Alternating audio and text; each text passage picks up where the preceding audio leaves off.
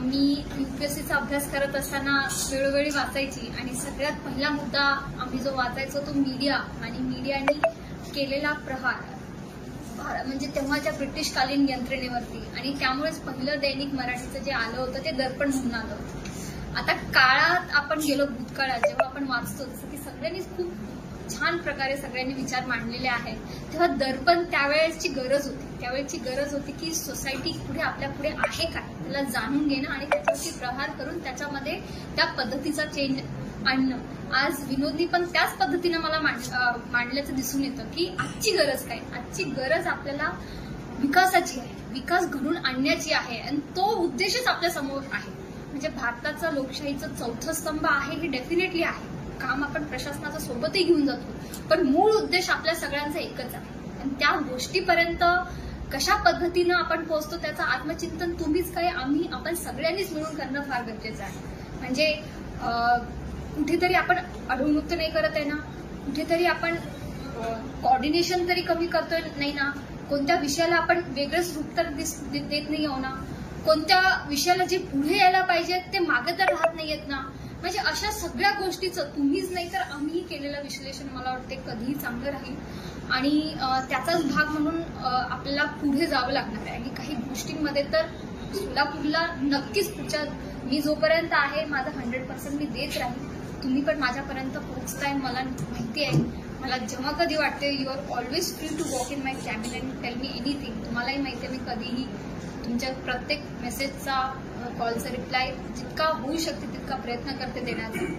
पण असंच आहे की काय ना एक कुठेतरी साधना असते किंवा एक संकल्पना असते ते विजन मधून तयार झाली पाहिजे. विजन नसलं ना की आपल्या समोर मग आपण अडखळत जातो आणि मग भरकटतो पण आणि कुठेतरी विसरतो पण. तसं नाही झालं पाहिजे. जसं मी माझ्या सगळ्या कर्मचाऱ्यांना सांगते, माझ्या एचओडीना सांगते, सगळ्या आमच्या मीटिंगमध्ये आम्ही डिस्कस करत असतो तेच मी आज तुम्हालाही सांगते की तुमचा विचार तुम्ही त्या पद्धतीचा तुम्ही मांडावा की मॅडम आम्हाला पुढच्या एका वर्षात म्हणजे पुढच्या वर्षी जेव्हा आपण हा दिवस साजरा करू तेव्हा आम्ही हा विचार मांडला होता आणि तो आज खरा होता आणि आम्हाला दिसत आहे. म्हणजे कसं आम्हालाही दिशा येईल ना तुमच्यासोबतची आणि तुम्हालाही त्याची संकल्पना तुम्हालाही मांडता येईल. म्हणजे आपल्या दोघांनाही ती येईल. म्हणजे कुठेतरी तसं झालं पाहिजे. नाहीतर आपण सगळे एकसारखे जातोय आणि माहिती नाही जे सापडलं ते घेतोय तसं नाही झालं पाहिजे. कारण की तुम्ही जनमानसातली जास्त असता आमच्यापेक्षा म्हणजे अधिकाऱ्यांपेक्षा तरी जास्त तुम्ही जनमानसात असता.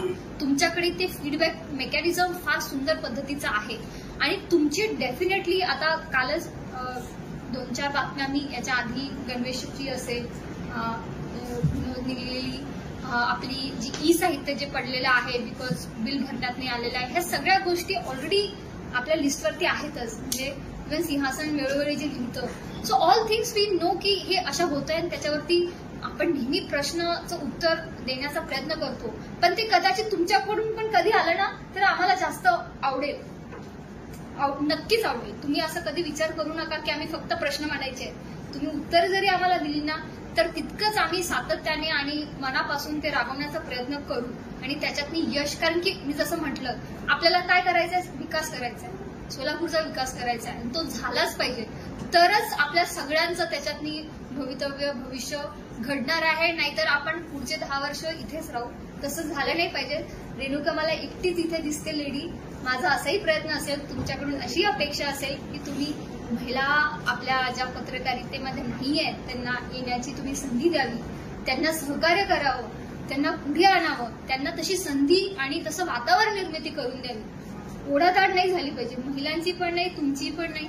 आणि कसं असताना तो दृष्टिकोन येणं फार गरजेचं आहे प्रत्येक ठिकाणी. म्हणजे तरच त्याला समानता म्हणू शकतो. नाहीतर आपण बरेच गोष्टी समानतेविषयी याच्याविषयी त्याच्याविषयी वाचतो पण आपल्या तो म्हणजे एक भाग झाला. मग आपल्या कृतीमधून तो दिसला पाहिजे. तेच माझं म्हणणं आहे की आपल्या कृतीमधून प्रत्येक घटकाचा आपल्याला तो दिसला पाहिजे आणि त्या पद्धतीचंच तुमचं सहकार्य नेहमी राहू द्या. जसं की मी म्हटलं होतं की नेहमीच होतं आहे ह्याच्या पुढेही राहणार आणि मी नेहमी त्याला त्याच पद्धतीने घेते. I never go with bias mind, never stay with bias mind. म्हणजे नेहमी माझं असतं की प्रत्येक गोष्टीच्या 2 बाजू असतात. एक बाजू आपण समजून घेतो, दुसरी घेत नाही. ती तसं नाही झालं पाहिजे. दोन्ही बाजू जर समजल्या तर त्याच्यातून यश मिळतं हे मात्र नक्की. Thank you so much. तुम्ही ते आलात. तुम्ही खायला सुरुवात केली नाही ते खायला